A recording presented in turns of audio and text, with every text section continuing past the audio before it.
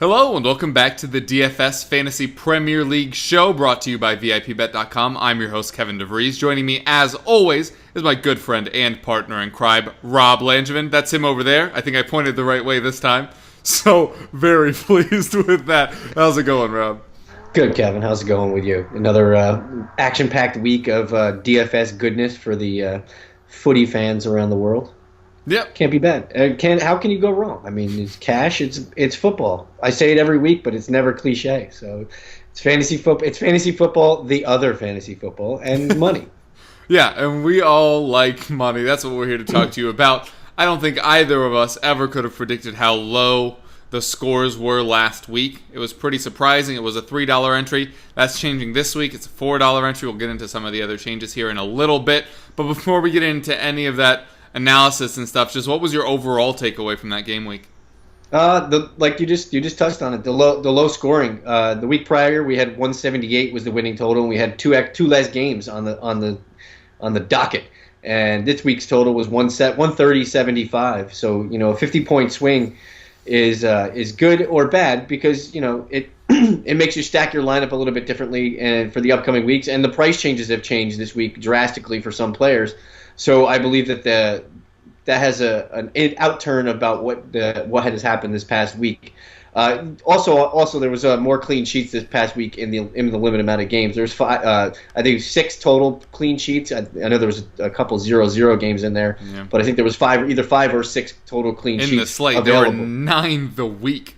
Just crazy. I believe there was 5 total zeros on the slate. So that definitely contributes to the low scoring output that we saw this week of the 130-75. Yeah, absolutely crazy. All right, well, I'm going to bring up the screen of the winning team, and you can run us through it. What was it in this team that you think really made it a goer this week? Jordan Sakuri. Anybody who watched Stoke last week, anybody who get I've said it a couple times. And you called it. You called it early this week or last week. I mean, any guy who gets 2 goals is a great start for your team. He had the 2-goal scorer, and he had several other goal scorers on his team. If you look at it on the screen, Winston Reid scored the winner for West Ham, which is always a plus. Anytime a defenseman scores, it pretty much guarantees you to cash because you pretty much are going to be more prominently dominating the points from a defensive standpoint, even though there was a lot of clean sheets. But, a goal and a clean sheet from Winston Reid is definitely a plus. He had a great game from Yannick Bolasie, who was very low owned, 6.8%, got him 22 points. A decent game from Zaha, which I believe I called as well. I thought he was going to do more than that. He got an assist in the game. And it was the only Crystal Palace tally, so it's Crystal Palace. We got to hold expectations. They still have not had a clean sheet in 19 consecutive games, so way to go, Palace. Or the other thing, way to not go. Yeah, exactly. I mean, but looking at the rest of the team, he's got some good differentials. Fabianski was like the 6th or 7th highest owned goalie. He got 2 saves and a clean sheet. They didn't get a win because it was a 0-0 tie, but still he got a clean sheet and 9 points to show for it. Big surprise there for Alfie Mawson. I think he was paying attention to the starting lineup before the game kicked off. And is it just me, or do you think this guy is a Swansea fan? Because those two plus Barrow getting in there. Yeah, I tend to believe that he's probably a Welshman, and he got his fair due of Welsh in there. But the inclusion of Alfie Mawson in the starting 11 for Swans and having his ownership be 9.1. I know he didn't net him a lot of points at 4.5, but to be honest, I went probably down the top 50 or 60 teams. I only saw him Alfie Mawson once or twice. So yeah. I mean, it was 4.5. It wasn't even that much, especially considering how many clean sheets there were. But considering his salary was so low, it's a vital investment. It helps it elsewhere. You get the $400 or $500 extra bucks to invest in his midfield, which he did. Look at what Dimitri Payet did this week. I believe Payet was the highest priced player this week. 14 crosses from Dimitri Payet and the West Ham team that scuffled Sunderland 1-0. But 14 crosses is a phenomenal total for anybody. I believe the week prior. I can't remember who did it, but they had 19 crosses, and I was like, "Wow, that's a significant amount of crosses completed or even registered." But 14 is a great number, and he gets an assist. And he had 3 shots off the post. which was so infuriating watching that game live. He could have easily had a 40 to 45 point game this week, and the 23.5 pales in comparison to what he actually did in the game. But if fantasy points were real life, Adama Traore would have 50. So that's fair enough. Yeah, I was very impressed as well. But I was a little surprised that the winning team didn't have more clean sheets. It just seems like it would be the week where that would happen. You do make a good point. I rudely interrupted you, but what I was trying to say was that when you do save your money there, obviously, it benefits you elsewhere, and you pointed out, clearly he did that well. He and many people followed our Modu Barrow advice. I was on him 2 weeks ago. You were on him last week. So many, almost 25% owned in 2 weeks. I am a very ego-driven person, so I'm going to assume that's because so many people watch us. They finally bought in on Modu Barrow, but otherwise very impressed with them. Agree with you on Zaha. I continue to not understand why he's so much cheaper than Townsend. He's $1,600 cheaper this week again. I still don't understand that, but sure, Townsend is still first overall in total crosses. I guess that's what's driving it. It means he has a higher floor, but Zaha does just as much in an actual match. The Balassi one, he did get a little lucky on. I don't know if you watched that match, but Lukaku was lining up the shot, and Balassi was just like, "Pardon me, sir." I'll take it. Yeah, if he had missed that, there would have been hell to pay, but obviously he did end up scoring that one. Any final thoughts on match week 9 before we start looking forward to match week 10? No, let's hope for some more goals. Please. The score total was not anywhere near I was hoping it was going to be at 130.75. It makes me wish that I stacked my team up differently. But this is a better week. I think there's a better stack capabilities in games on the docket this week. So for sure, I'd agree with you. Last week I texted you during the games. I was like, I've watched 5 matches today and seen 4 goals. It was the worst. The first set of matches I was watching was the West Ham match, which was 0-0 till the very death. What was it? The City-Southampton match, the netted in nils. And then Swansea versus, was it Watford they were playing? Yeah. I think, yeah. Also now I was like, what is happening? Fortunately, at least West Ham did something before they ended the match. All right, we're going to switch away from this screen, bring you over to start looking at this week's matchups. We're going to jump into it. As we mentioned last show, we are going to start looking at the coming matches by match instead of just by price point. But we'll, of course, talk about price points throughout. The first match that we're going to be talking about this week is Middlesbrough versus Bournemouth. Some heavy hitters in here, or the other thing, although you and I do tend to like Bournemouth a bit. We'll lead off with you. Who do you like and dislike in this one? This is the Middlesbrough-Bournemouth game. Yes, sir. I mentioned him before. I'm going to go with Adama Traore again. I think he showed enough in this game, and his price point at $5,400 is going to be a perfect mindset for someone looking to save on the cheap and invest in a higher-priced midfielder. Do you think he continues to start over Stuani?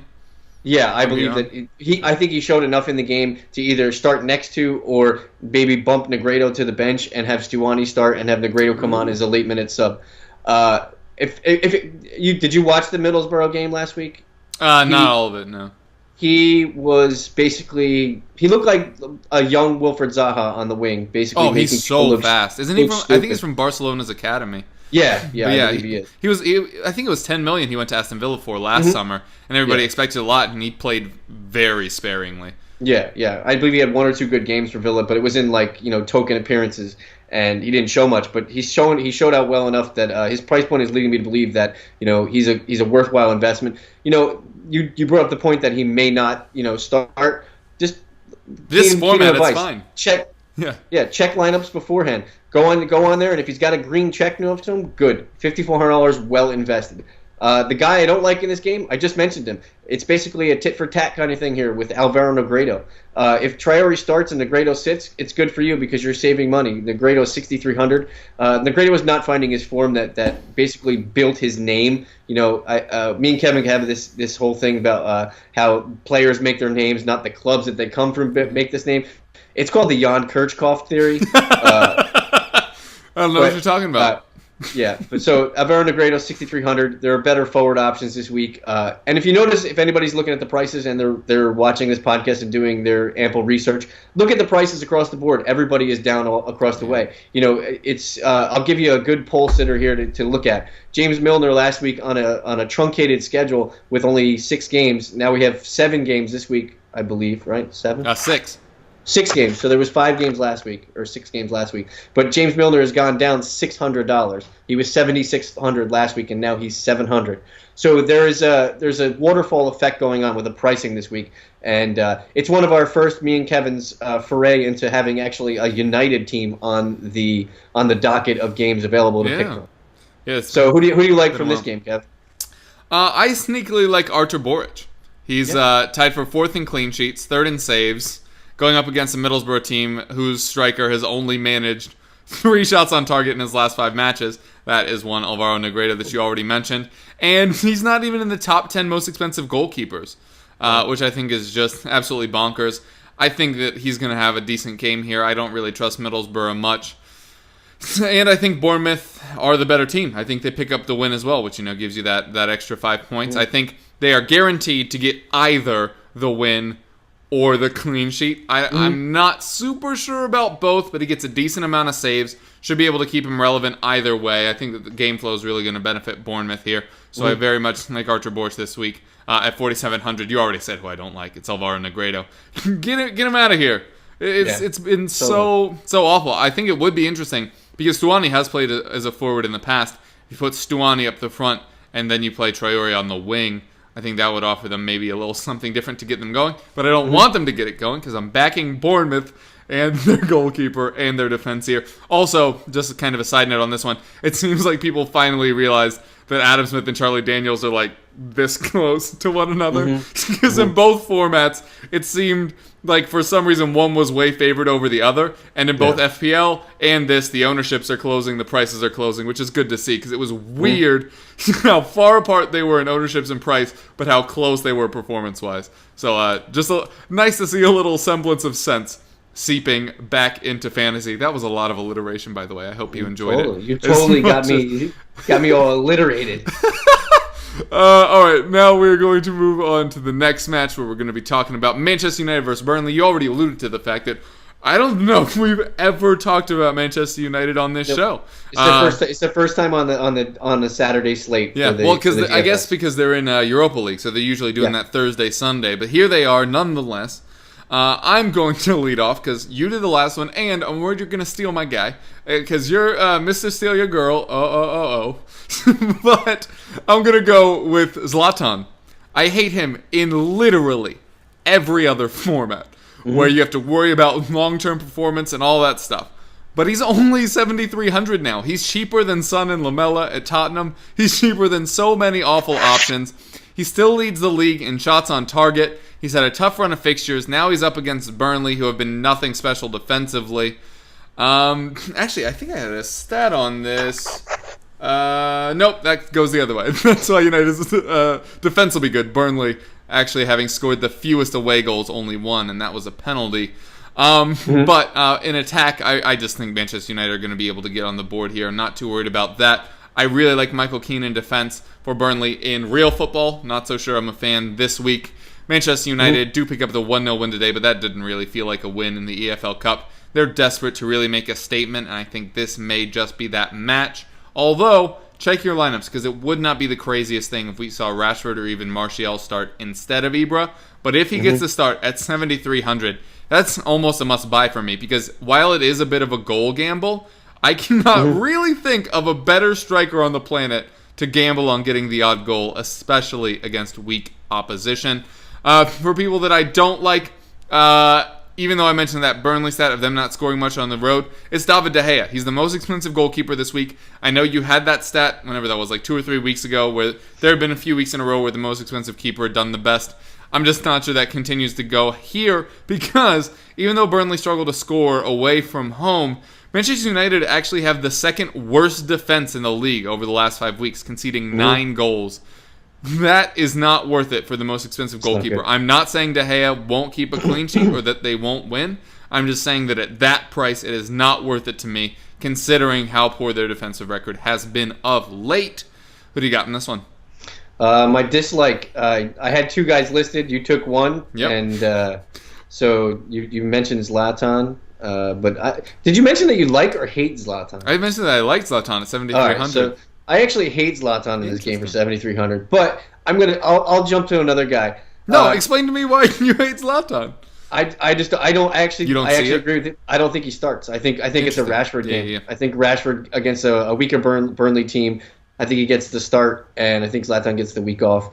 But at 7,300, like you said, it's not a bad gamble for one of the most well-known strikers in the world. Yeah. But a lot of times in DFS, people are drawn to flashier names, and in the DFS world, Paul Pogba is probably one of the biggest names in Saturday's stretch. At $7,000, he's not really going to give you enough of a fantasy output, especially in cash, that he's going to be warranting $7,000. There's way cheaper options that are actual goal scoring threats, and he isn't. Except for when he plays in other formats Europa, because he's trying to show off, and he's not going to be able to show off in league play.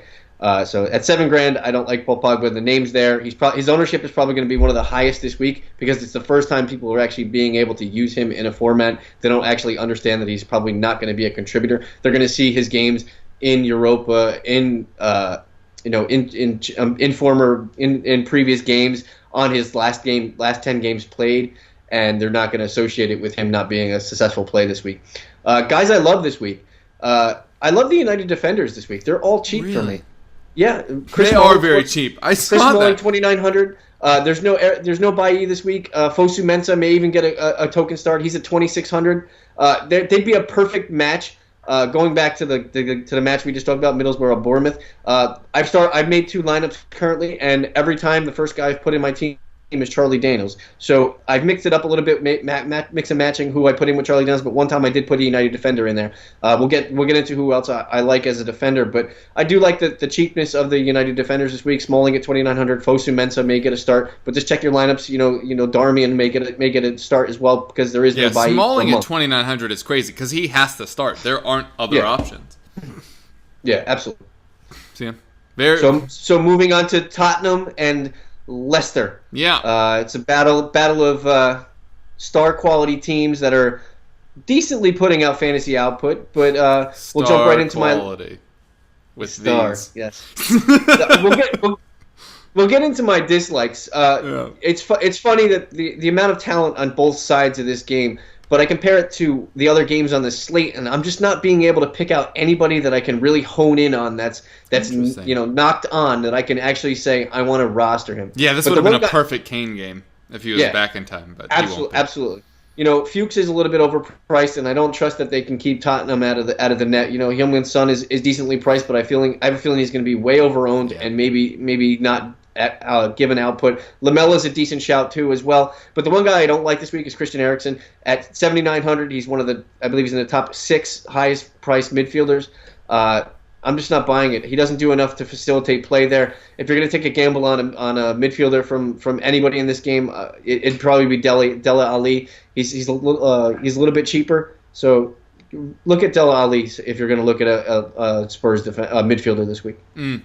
For me, you already mentioned him. Eric Lamela at 7,500 I think is really good value this week, and I think he's the perfect counterplay to Son, who you already mentioned will be crazy high owned this week.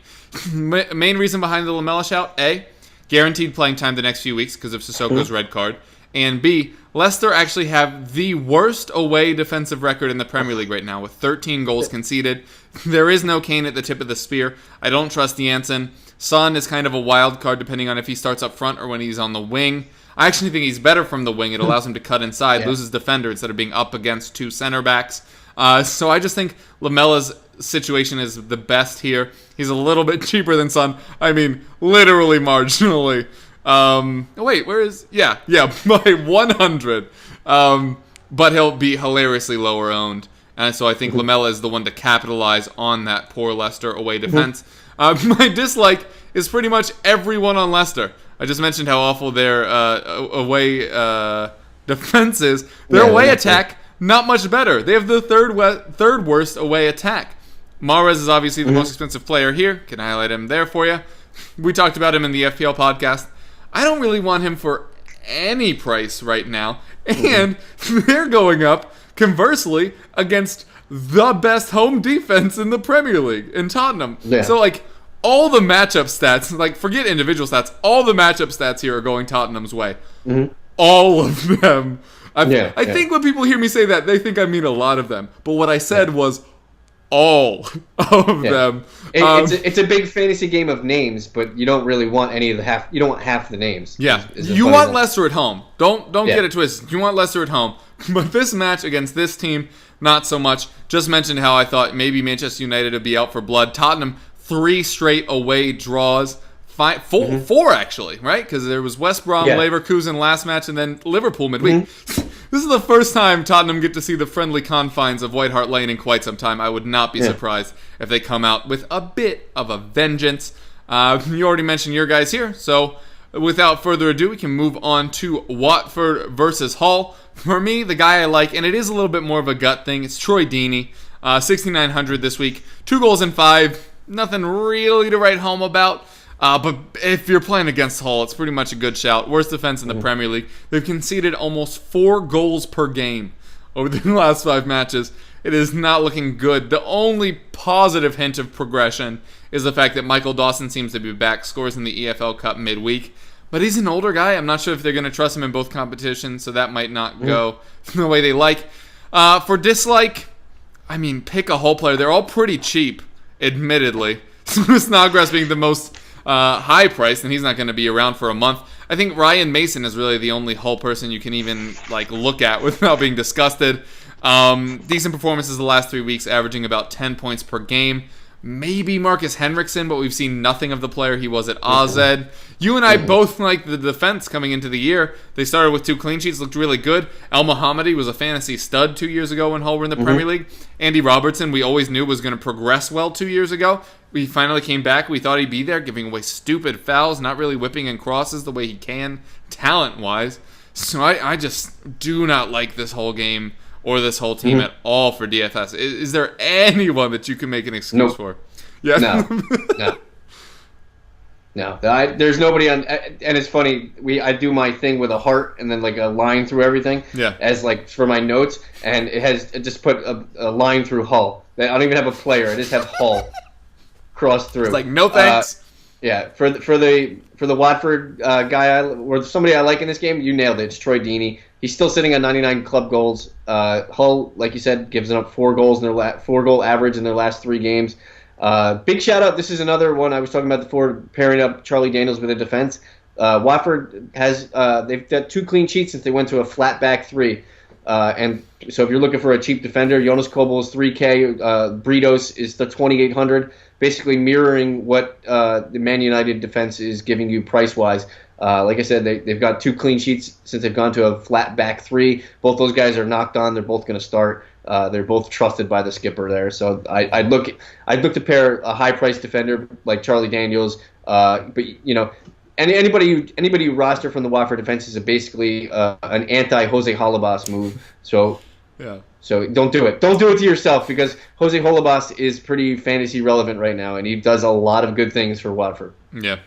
Also, man, it's such a shame that Janmark got hurt when he did, because he would have been really valuable. Also, Aurelio Gomez has looked much more assured the past couple of weeks. Something I never thought I'd say, considering I used to watch Kabul in front of him at Tottenham. Now they're together at Watford, but are looking much better, to your point.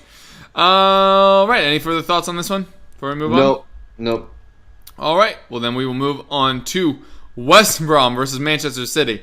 I feel like there's going to be a lot of frustration in this one, but we will let you take the lead on this. Although, actually, I lied, because I have a question for you. And it's about Iheanacho and Rashford. Which is, we don't expect... Well, apparently you do expect Rashford to start. But it is not generally expected for either of them to start. Both of them have looked very good at times, even as substitutes. What is your thought in this format on that conundrum? Are you willing to buy them in at their low prices because you assume that they'll do so much when they come on as a subs that they'll still be worthwhile? I don't think I'd use them if they were coming in as subs. Their price would not be something I would commit to. I'd rather have a knocked on guy that's definitely going to start that's probably similarly priced to what Iheanacho is at 6,400. I don't know what Rashford is. He's probably somewhere close to that 6,600, probably somewhere around there. But if they're starting, they're perfect punt plays, and they're probably going to be owned less enough that you're probably going to do something significant with your roster if they do well.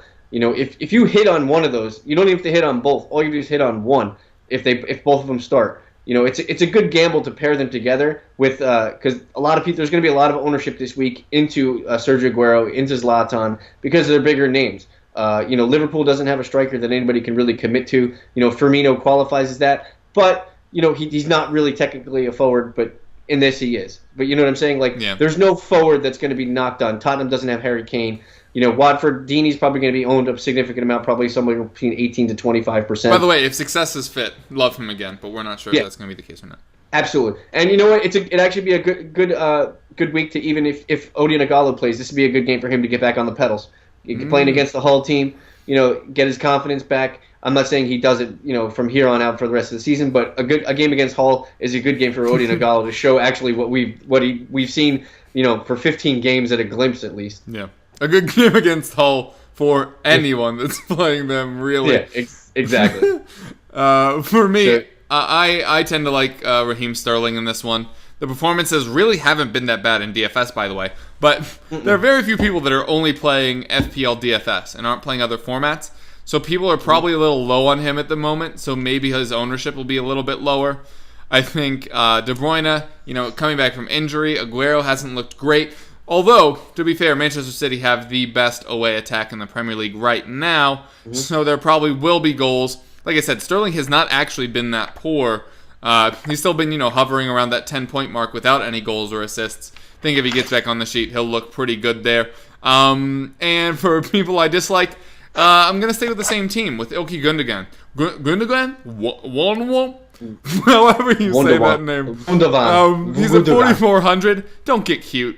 Come on now. If you think that Manchester City are going to score against West Brom, bring in the guys that are going to be doing it.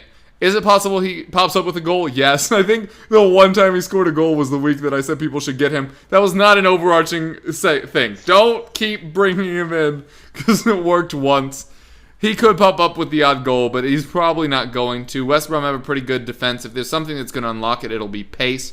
It's one of the reasons why I really like Sterling this week.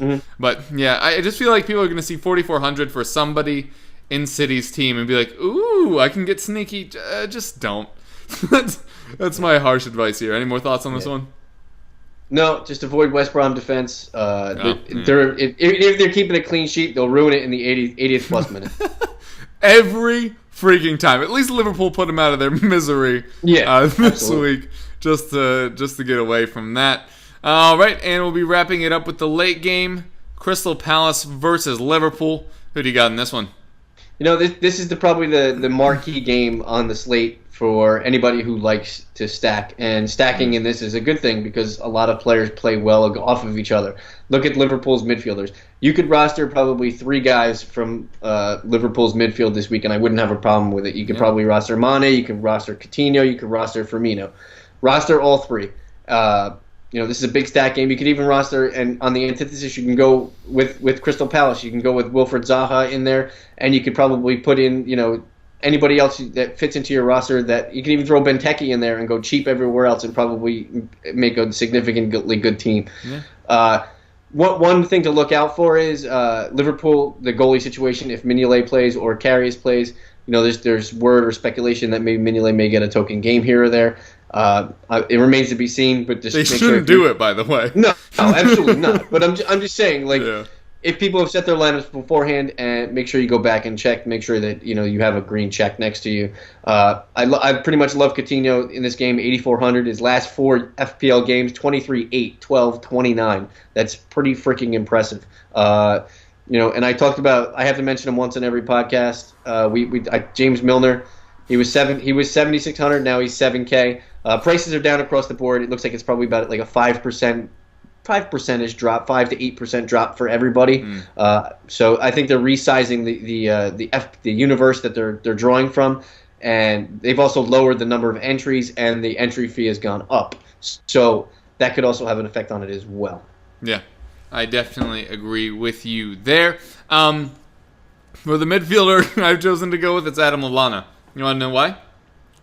He's the cheapest. Because I didn't mention him. No, I didn't mention him. Also, yes, but just because he's the cheapest. The end. This attack rotates so much as they go forward, and this is now the best attack in the Premier League. They just rotate so much. It's so hard to choose between them. I agree with you on Coutinho. I think if I was hard-pressed to say which midfielder I think will be the best this week, it'd be Coutinho. But there's every chance that Lallana chips in with a goal or with an assist or puts in enough crosses to matter. And so just the fact that he's cheaper, he'll probably be the least owned, makes him interesting to me this week. All of them are ownable, but I had to just put one. So that's what I went with there. For my dislike, it's Townsend. You've already mentioned him a couple times. Just for the price it is, why is he 1,600 more than Zaha? Other than just crosses. And I realize that's a countable stat, so that may seem like a dumb question. But for that much more, it doesn't seem like the value is reflective of that price difference. And, Benteke had a missed penalty 2 weeks ago. He hits the bar last week. He's going up against Liverpool, his old club. I just don't think this is the week that he puts it back together. I don't know. And Liverpool, by the way, sneakily have improved defensively. Top 5 in the last 5. So not exactly easy pickings. That's exactly why they need to stick with Karius after Mignolet's just disastrous start to the season. Now we will go back to just the two of our faces, so you don't have to see the stats that I very poorly highlighted throughout the rest of this. Half the time I forgot. I apologize for that. Now you can see both of our glorious faces. Rob, each week we try to figure out where we think the final points tally will be. We forgot to do it last week, which is good because we probably would have been wrong. We probably wouldn't have guessed 130 being the winner. Where do you think we'll see it end this week? There's a couple games that are going to produce some goals. Liverpool Crystal Palace is going to have goals. Middlesbrough Bournemouth is probably going to have some goals. Watford Hull is going to have some goals. So that's 3 games on the slate that are probably going to have some goals. Man City is going to score at least 1, I think. So you're probably looking in the 160 to 170 range, I would say. Yeah, I don't really think I agree with that. Any other strange things you think heading into this week? No. I'm just... the price, I'm curious how people are going to stack up their lineups with the price changes. It allows you to basically almost get a whole nother player from the reduced prices, or basically you can get a free defenseman basically on all the reduced prices of the top 3 or 4 guys at every midfielder and forward. Yeah, I did want to mention one thing on Gundam Wing. Chicken wing. Chicken wing. Ain't nothing but a chicken wing. What I was going to say is, don't be as off of him if you're somebody that submits mass lineups, because he could pop up with something. I was mainly saying, like, if you're putting in 1 to 5, don't mess with Gundogan because the upside isn't there. But if you're putting in a lot, he is somebody that could be interesting just in case he pops up with a random. That happened to me 1 week, and just thought I should clarify that. That will do it for us, though. We're about at the half-hour mark, so Rob, tell the folks that they can get at you. You can find me on Twitter at Smokey_Loogie, that's Loogy, or you can find all my fantasy writings on Razzball.com. Yeah, and I'm your host, Kevin DeVries. You can find me at Kevroff. You can find my fantasy writings at The Eagles Beak. We also host the FPL Roundtable, which you can find with EPL Roundtable on Twitter or on iTunes. What else? AllInSportsTalk.com. Some of our stuff goes over there. Playtaga.com are our friends sometimes. And probably other stuff. Oh, right. The people that help us do this. Go to VIP-bet.com for all of those kinds of things. They have loads of podcasts, including this video one of ours. Probably going to be more content from us over there sometime soon. Maybe some articles. Maybe we'll copy over our other podcasts into there. Just give it a little bit more content. You guys can get a little more familiar with us. But as he said, I'm at Kevroff. He's at Smokey_Loogie. Come find us. Best of luck to your teams this week, and we'll catch you next week. We're looking forward to hearing from you. Get in touch with us. VIP Bet, your place to win.